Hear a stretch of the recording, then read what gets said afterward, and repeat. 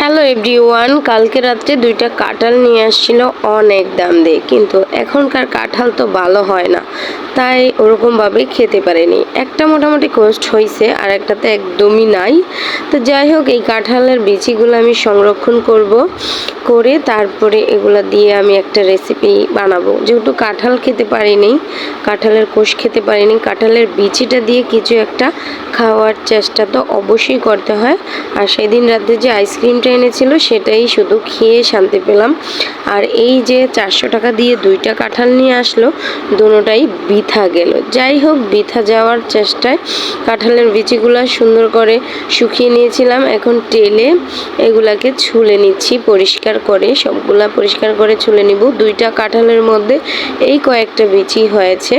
এখন এগুলা দিয়ে আমি একটু ভর্তা বানিয়ে নিব, কারণ কাঁঠালের বিচির ভর্তা আমাদের বাসার সবারই মোটামুটি অনেক পছন্দ এবং আমার একটু বেশিই পছন্দ।